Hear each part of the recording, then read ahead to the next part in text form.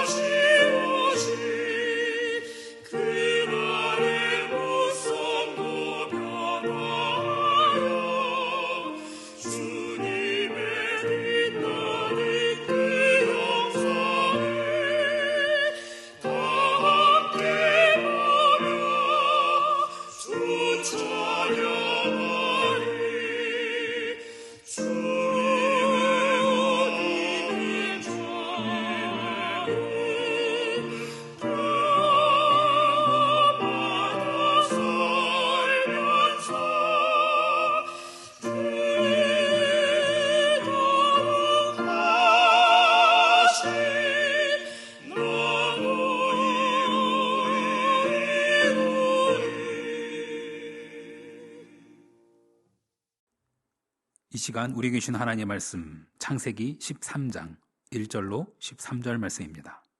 창세기 13장 1절로 13절. 아브라함이 애굽에서 그와 그의 아내와 모든 소유와 롯과 함께 네겝으로 올라가니 아브라함에게 가축과 은과 금이 풍부하였더라. 그가 네게브에서부터 길을 떠나 베델에 이르며 베델과 아이 사이 곧 전에 장막 쳤던 곳에 이르니 그가 처음으로 제단을 쌓은 곳이라. 그가 거기서 여호와의 이름을 불렀더라. 아브라함의 일행 롯도 양과 소와 장막이 있으므로 그 땅이 그들이 동거하기에 넉넉하지 못하였으니 이는 그들의 소유가 많아서 동거할 수 없었음이니라. 그러온 아브라함의 가축의 목자와 롯의 가축의 목자가 서로 다투고 또 가나안 사람과 브리스 사람도 그 땅에 거주하였는지라. 아브라함이 롯에게 이르되 우리는 한 친족이라. 나나 너나 내 목자나 네 목자나 서로 다투게 하지 말자. 내 앞에 온 땅이 있지 아니하냐. 나를 떠나가라. 내가 좌하면 나는 우하고 내가 우하면 나는 좌하리라. 이에 롯이 눈을 들어 요단 지역을 바라본즉 소알까지 온 땅에 물이 넉넉하니 여호와께서 소돔과 고모라를 멸하시기 전이었으므로 여호와의 동산 같고 애굽 땅과 같았더라. 그러므로 롯이 요단 온 지역을 택하고 동으로 옮기니 그들이 서로 떠난지라. 아브라함은 가나안 땅에 거주하였고 롯은 그 지역의 도시들에 머무르며 그 장막을 옮겨 소돔까지 이르렀더라. 소돔 사람은 여호와 앞에 악하며 큰 죄인이었더라. 아멘. 잠시 기도하겠습니다. 주님의 마음을 본받는 자, 그 마음에 평강이 찾아오면 험악한 세상을 이길 힘이 하늘로부터 임함이로다. 이 고백처럼 우리가 주님의 마음을 본받아 살기를 소망합니다. 주님 모습 내 눈에 보이지 않고 주 음성 내 귀에 들리지 아니하는 현실 속에서도 날마다 주님을 만나며 신령한 말씀으로 배우게 하시는 그 은혜를 감사합니다. 오늘 아브라함의 이야기를 통해 갈등 앞에서 믿음의 사람이 어떤 선택을 해야 하는지, 세상의 이익이 아니라 하나님을 선택하는 삶이 무엇인지를 분명히 보게 하여 주옵소서. 주님의 마음 본받아 가정과 교회와 세상 속에서 평화를 이루는 하나님의 사람으로 살게 하옵소서. 우리 구주 예수 그리스도의 이름으로 기도합니다. 아멘. 사람들은 종종 이렇게 생각합니다. 믿음으로 살면 문제가 줄어들 거야. 하나님 잘 믿으면 갈등 같은 거 피할 수 있을 거야. 이렇게 생각합니다. 그러나 성경은 인생에 대해서 정직하게 말합니다. 믿음의 사람에게도 기근이 찾아오고 갈등이 찾아오고 관계에 균열이 생기기도 합니다. 성경은 그런 이야기를 숨기지 않습니다. 누구에게나 찾아오는 인생의 갈등 속에서 우리는 이렇게 물어야 할 겁니다. 갈등이 없는 신앙이 성숙한 신앙일까? 아니면 갈등을 믿음으로 다루는 그 신앙이 성숙한 신앙일까? 우린 그렇게 물어봐야 할 거예요. 오늘 본문에 등장하는 아브라함. 여러분, 아브라함이 어떤 사람입니까? 아브라함은 믿음의 조상이에요. 하나님의 부르심을 따라 모든 것을 내려놓고 길을 떠난 사람입니다. 그런데 그런 아브라함의 인생에도 갈등은 찾아옵니다. 아브라함과 그의 조카 롯 사이에 발생한 갈등, 그 갈등은 결핍으로 인한 갈등이 아니었습니다. 오히려 그들의 소유가 많아서 너무 풍족해서 그래서 서로 같이 동거할 수 없었다라고 성경은 기록하고 있어요. 오늘 본문 13장 아브라함과 롯의 갈등 이야기로 들어가기 전에 아브라함이 지금까지 걸어온 길, 그 길을 이 13장은 자세하게 소개하고 있습니다. 1절만 한번 볼까요? 창세기 13장 1절. 아브라함이 애굽에서 그와 그의 아내와 모든 소유와 롯과 함께 네겝으로 올라가니. 네, 우리는 13장을 시작하는 이 장면을 놓치면 안 됩니다. 이건 그냥 단순히 뭐 어디에서 어디로 갔다 그런 이동을 설명하는 것, 단순히 그것이 아니라 회개의 구조를 보여줍니다. 아브라함은 이미 큰 실수를 한번 경험했지요. 기근 때문에 하나님께서 약속하신 땅, 그 땅에서 다른 곳으로 이동을 합니다. 하나님의 약속보다 현실을 바라보았어요. 그래서 하나님께서 가라 하신 곳을 떠나 애굽으로 내려갔고 그 애굽에서 아내를 누이라고 속이게 됩니다. 아브라함은 스스로 자기 가정을 무너뜨렸어요. 믿음의 조상이지만 그는 두려움 앞에서 비겁해졌고 자기 힘으로 문제를 해결해 보려다가 더 깊은 수렁에 빠졌습니다. 그러나 중요한 건 이거예요. 아브라함은 다시 돌아왔습니다. 중요한 건 그거 같습니다. 실패했느냐 아니냐, 성공했느냐 아니냐, 그것보다 어디로 어떻게 다시 돌아왔느냐예요. 아브라함은 애굽에서 돌아왔을 때 새로운 다른 장소로 가지 않았습니다. 새로운 어떤 전략 그런 거 세우지 않았습니다. 그는 처음 제단을 쌓았던 바로 그 자리로 돌아갑니다. 베델이었죠. 어찌 보면 신앙 회복이라는 것, 뭐 새로운 결심, 뭐 특별한 뭐 전략 이런 것보다 첫사랑, 첫 믿음 그 자리로 다시금 돌아가는 것 아닐까 싶습니다. 혹시 여러분 가운데 그런 마음 가지고 계신 분 계십니까? 다시 시작하기에 나는 너무 멀리 왔어. 이제 와서 뭐 다시 기도해봤자 소용이 있을까? 나는 실패했고 부끄러워서 하나님을 찾을 수도 없어. 혹시 그렇게 생각하시는 분 계십니까? 하지만 성경은 분명히 말합니다. 다시 시작하는 것은 부끄러움이 아니라 은혜이고 축복입니다. 왜냐하면 이제는 하나님께서 함께 다시 시작하실 것이기 때문입니다. 아브라함이 제단으로 돌아왔었을 때, 그 베델로 다시 돌아왔었을 때, 다시 시작했을 때 모든 문제가 끝이 났을까요? 아닙니다. 바로 이어서 가족의 갈등이 터집니다. 조카 롯과의 갈등이었습니다. 여기서 우리는 중요한 사실을 배우게 됩니다. 은혜의 자리로 돌아왔다고 해서 갈등 그런 것들이 자동으로 사라지는 것 아닙니다. 오히려 갈등은요, 신앙이 회복된 직후 다시 시작하려고 하는 그때 가장 가까운 관계 안에서 발생하는 경우가 오히려 더 많이 있습니다. 아브라함이 마주한 갈등의 원인은 결핍이 아니라 풍요였습니다. 아브라함은 롯과 둘 다 함께 부자가 되었어요. 문제는 땅은 그대로인데 가축은 늘어났다는 겁니다. 여기서 성경은 우리의 삶을 너무 정확하게 비춰줍니다. 살림이 나아질 때, 가정이 확장될 때, 교회가 성장할 때 갈등이 줄어들기보다는 오히려 복잡해집니다.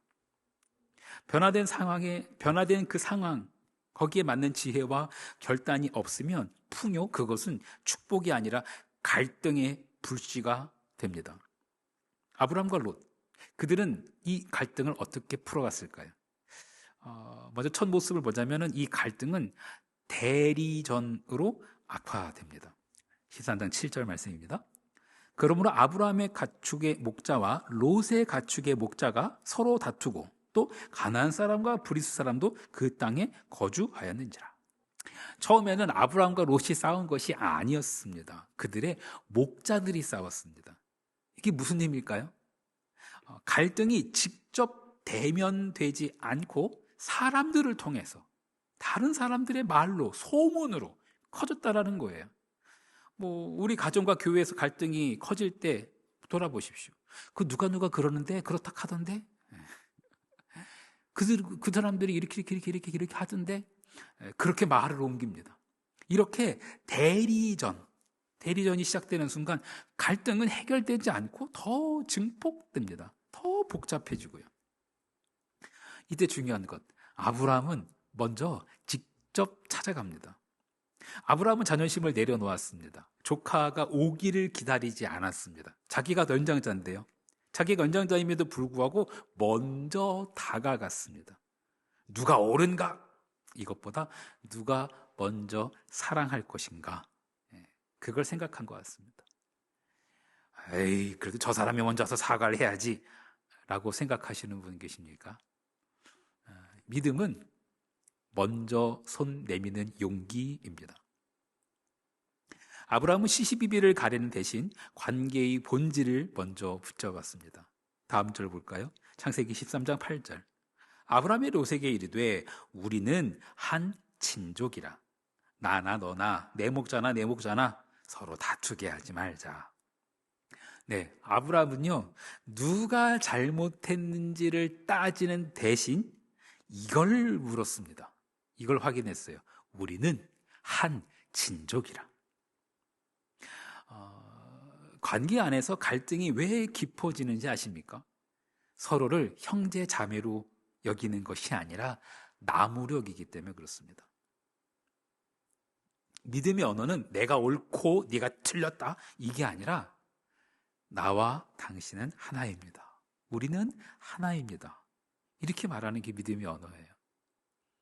자존심을 내려놓고 먼저 찾아가서 아브라함이 그 롯을 보면서 우리는 한 친족이다, 우리는 한 가족이다 라고 말하면서 아브라함은 문제를 정면으로 끌어안았습니다. 아브라함이 이어서 이렇게 말해요. 나나 너나 내 목자나 내 목자나 서로 다투지 말자. 예. 아브라함은요, 그 문제를 네 탓하지 않았어요. 목자들 탓하지 않았어요. 저 사람들이 문제야 라고 책임 떠넘기지 않았어요. 이건 너와 나의 문제야. 믿음은 책임을 떠넘기지 않습니다. 믿음은 그 문제를 내 문제로 가지고 옵니다. 그게 어른의 모습이고 그게 믿음의 선배로서의 마땅한 모습 아닐까 싶습니다. 자존심을 내려놓고 먼저 찾아간 아브라함, 그리고 우리는 한 친족이다, 우리는 서로 남이 아니다, 이것을 확인한 아브라함, 그리고 또한 책임을 떠넘기지 않고 이건 나의 문제다, 너와 나의 문제다, 그 책임을 끌어안았던 아브라함, 이 갈등을 푸는 마지막 조치, 그것은 실리를 포기하는 것이었습니다. 이어지는 9절 말씀, 내 앞에 온 땅이 있지 아니하냐, 나를 떠나가라. 내가 좌하면 나는 우하고 내가 우하면 나는 좌하리라. 하나님을 선택했다면 이 마지막 과정이 중요합니다. 이것은 단순한 양보가 아닙니다. 아브라함은 땅을 포기한 것이 아니라 땅이 내 인생을 결정한다라는 그 생각을 포기한 겁니다. 이것은 어찌 보면은 신앙 고백이기도 합니다. 아브라함은 이미 애굽에서 중요한 것을 배웠습니다. 눈에 보기 좋은 땅, 그 땅이 나를 살리는 것이 아니라 하나님만이 나를 살리신다라는 그 사실을 아브라함은 경험했고 배웠고 믿었습니다.